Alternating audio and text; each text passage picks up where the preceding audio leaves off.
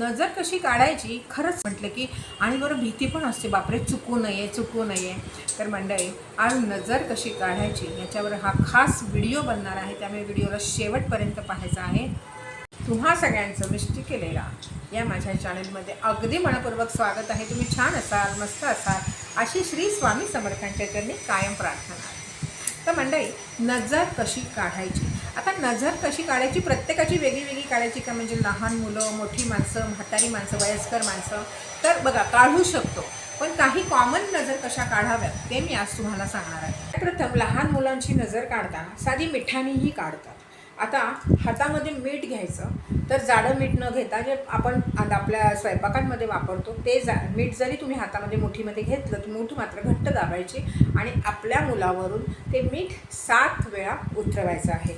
बरं, आता काही म्हटलंही जातं मुलांची नजर उतरवताना, तर ते काय म्हणायचं, आल्या गेल्याची, बाहेरच्यांची, आईबापाची, रांडामेल्यांची, भूताखेतांची, पक्षी प्राण्यांची, ज्यांची कोणाची माझ्या बाळाला नजर लागली असेल तर ती नजर उतरून जाऊ दे आणि पाण्यामध्ये स्वाहा होऊ दे, असं म्हणून ती मूठ घट्ट ठेवायची आणि बाळाच्या डोक्यापासून पायापर्यंत जोपर्यंत तुम्ही प्रार्थना म्हणताय तोपर्यंत उतरवत राहायचं आणि नंतर तो नळाखाली अशी उभी मूठ धरायची, म्हणजे इथून पाणी जातं आणि फटफट आतमध्ये हातामध्ये ते मीठ असं फुटलं जातं.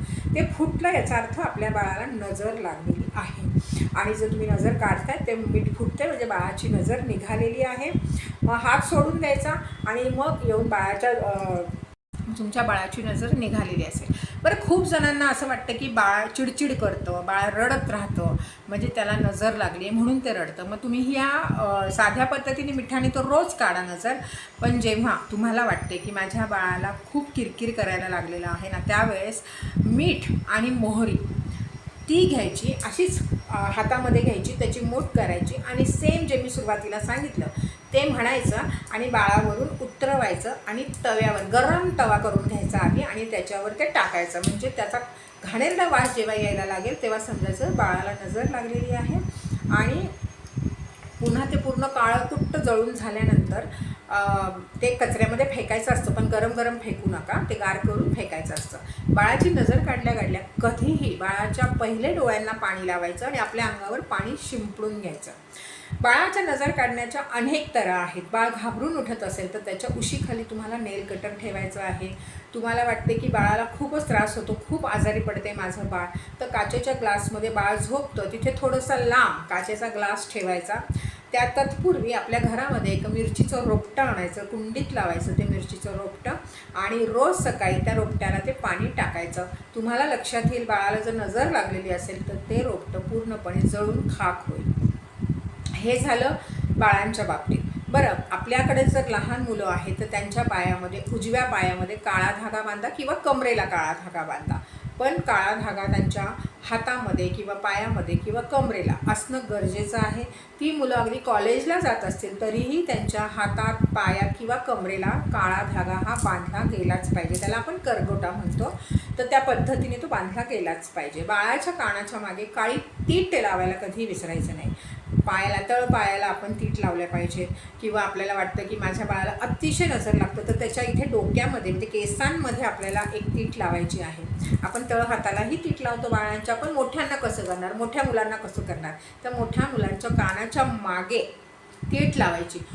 मुली असतात त्या तर काजळ घालतात, गरज नाही, पण खास करून मुलींनी ना कपाळी जर कुंकू लावायला सुरुवात केली ना तर त्यांना कुठल्याही प्रोटेक्शनची गरज नाही आहे. ते कुंकूच त्यांचं संरक्षण अनेकांच्या नजरांपासून करेल. येणारी नजर तिथेच स्तब्ध होईल आणि रिटर्न जाईल, कारण कुंकू हे मिरर इमेज देतं. ते कधीच तुमच्यापर्यंत कुठलीही वाईट गोष्ट घेऊन येत नाही. ते जेव्हा तुम्ही आज्ञाचक्रावर लावता तेव्हा आज्ञाचक्र ॲक्टिव्ह होतं आणि आज्ञाचक्र ॲक्टिव्ह झाल्यावर कुठल्याही नजरेला ते पूर्णपणे तुमच्यापर्यंत येऊन देत नाही, ते परत जाण्याची आज्ञा करतं. सो कुंकू लावायला म्हणजे आपल्या हिंदू धर्मामध्ये तर सगळ्याच लहानापासून मोठ्यांपर्यंत सगळ्यांनी कुंकू हे लावलंच पाहिजे. आणि जे आईवडील लावत नसतील किंवा मुलांना सांगत नसतील तर मुलांनी आणि मुलींनी कपाळी कुंकू लावणं गरजेचंच आहे आणि ते लावा.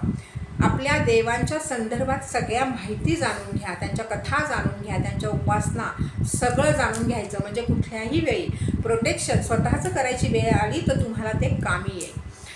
आता बऱ्याच मुलांना संरक्षण करणारं एक खूप मोठं स्तोत्र आहे, मारुती स्तोत्र, म्हणजे भीमरूपी महारुद्रा वज्र हनुमान मारुती, हे मात्र म्हणायला सगळ्यांनी शिकलं पाहिजे.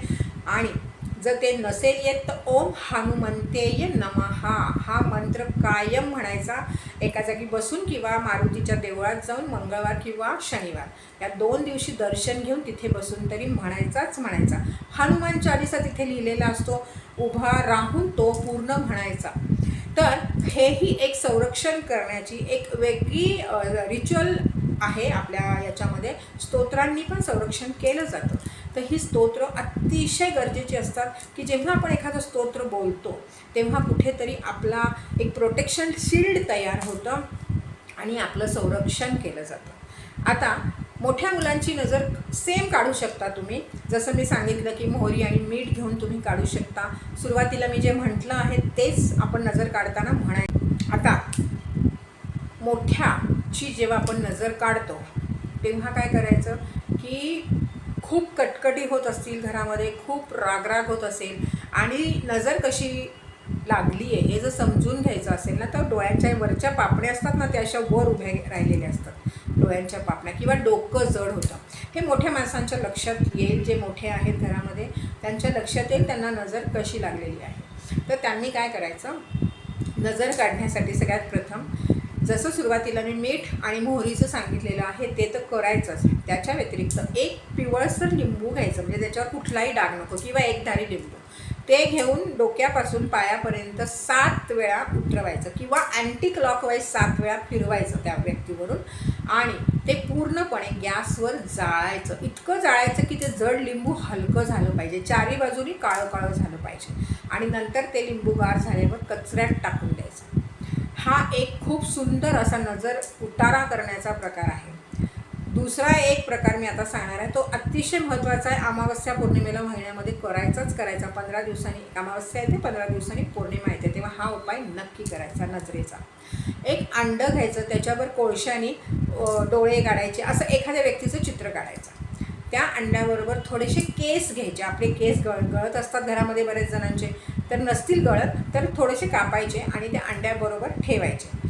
त्या अंड्याबरोबर लाल मिरचीची देठं ठेवायची. लाल मिरचीची देठं 3 रस्त्याचं मात्र तुम्ही माती आणून ठेवा घरामध्ये, ती माती त्याच्याबरोबर ठेवायची. आणि पेपर जर आपल्या घरामध्ये असेल, न्यूजपेपर वगैरे येत असेल, तो फाडायचा, तोही त्याच्याबरोबर ठेवायचा. आणि ते पूर्ण जेव्हा तुम्ही थाळीमध्ये ठेवा तेव्हा ती पूर्ण जी थाळी आहे ते पूर्ण त्या थाळीने अँटी क्लॉकवाईज 7 वेळा त्या व्यक्तीवरून उतरवायचं, जिला खूप नजर लागली आहे. रादर घरात सगळ्यांनी हे उतरवलं, एकच ताट सगळ्यांवरनं जरी उतरवलं तरी चालेल, ते सगळ्यांवरनं उतरवायचं, ते एका पिशवीत भरायचं आणि जाऊन 3 रस्त्याला सोडून यायचं. 3 रस्त्याला सोडताना ते असं उंच पकडायचं आणि जोरात आपटून टाकून द्यायचं, आणि मागे न वळून पाहता डायरेक्ट घरी यायचं. हातपाय तोंड धुवायचे, डोळ्याला पाणी लावायचं, आपल्या देव्हाऱ्यासमोर उभं राहून तिथलं भस्म किंवा तुम्ही जो कुंकू लावत असाल कपाळी, तर कुंकू नक्की लावायचं. काही वेळेस नजर लागल्यानं अतिशय त्रास होतो. तर खूपदा नजर काही गोष्टींनी लागते. त्याची काही कारणं अशी आहेत की जेव्हा आपण काही नवीन आणलं तर आपण लगेच सगळ्यांना सांगत सुटतो, किंवा आपण नवीन घर घेतो, आपण कुठलीही गोष्ट करताना इतरांना सांगतो. तुमचा जितका दिखावा तितकी नजर जास्त, हे लक्षात घ्या. जितका दिखावा कराल, हे घेतलं ते घेतलं, अमुक केलं तमुक केलं, तुम्हाला नजर कुठून कोणीच अडवणार नाही. नजर लागण्याच्या वाटा तुम्हीच रिकाम्या करून देताय. तर सांभाळा. नजर अशा पद्धतीने स्वतःहून लावून घेऊ नका. जर तुमच्या घरामध्ये एखादा तुम्ही प्राणी सांभाळला असेल ना, त्याचीही नजर इतक्याच प्रेमाने काढा, कारण त्या पिलांनाही नजर लागते, त्यांचीही नजर काढा. कुठलीही नजर काढताना कधीही घाबरायचं नसतं. नजर लागली म्हणून वाईट वाटून घ्यायचं नसतं, किंवा त्रास होतोय म्हणून इतरांना शिव्याही द्यायच्या नसतात. नजर काढण्याच्या अनेक वाटा आहेत, त्यातल्या काही खास मी तुम्हाला सांगितलेल्या आहेत. अजून एक खास सांगत आहे की लिंबू असेल तर घरातल्या सगळ्यांवरनं दर आठवड्याला उतरवायचं अँटी क्लॉकवाईज 7 वेळा. दुकान असेल, दुकानावरून जे काही तुम्ही बिझनेस करत असाल तिथे जर तुम्ही घरातून करत असाल तर तुमच्या त्या वस्तूंवरून हे लिंबू 7 वेळा उतरवायचं आणि 3 रस्त्यावर जाऊन रागाने आपटायचं आणि घरी निघून यायचं. मागे वळून न पाहता, रस्त्यात कुणाशी न बोलता, हातपाय तोंड धुवून जसं मी सांगितलं देव्हाऱ्यासमोर उभं राहून भस्म किंवा कुंकू कपाळी लावायचं. तर मंडळी, खूप सुंदर सुंदर नजर कशा काढाव्यात हे मी तुम्हाला सांगितलेलं आहे. तर मला वाटतं अनेक जणांना अशा वेगवेगळ्या नजर कशा काढाव्या त्याची गरज आहे, काहींना माहीत नसतं. तर कृपया हा व्हिडिओ सगळ्यांपर्यंत पोहोचवा. त्यासाठी मात्र तुम्हाला शेअर करून मला मदत करावी लागेल. आणि ज्यांना व्हिडिओ आवडला आहे त्यांनी व्हिडिओला लाईक मात्र करायला विसरायचं नाही आहे. ज्यांना क्रिस्टलचे कुठलेही प्रोडक्ट्स हवे असतील तर खाली लिंक दिलेली आहे डिस्क्रिप्शनमध्ये किंवा व्हिडिओवरही लिंक आहे. तर तिथेही तुम्ही क्रिस्टलचे कुठलेही प्रोडक्ट्स खरेदी करू शकता. सगळे प्रोडक्ट एनर्जाइज्ड केलेले असतात. मिस्टिकल एराशी जोडलं जायचं आहे. त्यांनी लवकरात लवकर मिस्टिकल एराला सबस्क्राईब करून बेल आयकॉनचं बटन दाबून असेच अनेक सुंदर सुंदर व्हिडिओज पाहण्यासाठी बेल आयकॉनचं बटन दाबायचं आहे. तर मंडळी, पुन्हा आपण लवकर भेटू. तोपर्यंत छान राहा, मस्त राहा आणि माझे व्हिडिओ पाहत राहा.